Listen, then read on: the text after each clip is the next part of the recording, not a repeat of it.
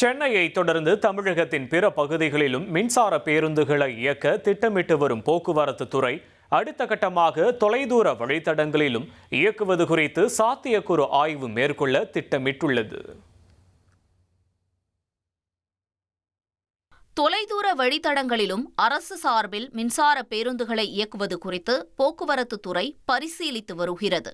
தொலைதூர மின்சார பேருந்துகளை இயக்குவதற்கான சாத்தியக்கூறுகள் குறித்து விரிவான ஆய்வு நடத்த போக்குவரத்து துறை திட்டமிட்டுள்ளது. நெடுஞ்சாலைகளில் பேருந்துகளை விரைவாக சார்ஜ் செய்யும் வகையில் புதிய சார்ஜிங் கட்டமைப்புகளை உருவாக்குவது குறித்து தனியார் நிறுவனங்களுடன் ஆலோசனை நடத்தப்படுகிறது. தொலைதூர பேருந்துகளில் பேட்டரிகளை முன்கூட்டியே சார்ஜ் செய்து தேவையான இடங்களில் பேட்டரிகளை மாற்றி பொருத்தும் புதிய தொழில்நுட்பம் குறித்து ஆலோசனை நடைபெறுகிறது. மதுரை, கோவை, திருச்சி, திருநெல்வேலி உள்ளிட்ட மண்டலங்களிலும் அடுத்த ஆண்டு முதல் மின்சார பேருந்துகளை இயக்க போக்குவரத்து துறை திட்டமிட்டுள்ளது.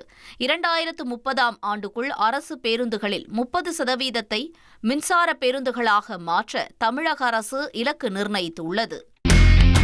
இனி செல்லும் இடமெல்லாம் செய்தி. தந்தை டிவியின் வாட்ஸ்அப் சேனலை ஃபாலோ பண்ணினா செல்ல இருக்கும் இடமெல்லாம் செய்தி. இதோ QR கோட் இப்பவே ஸ்கேன் பண்ணுங்க, ஃபாலோ பண்ணுங்க.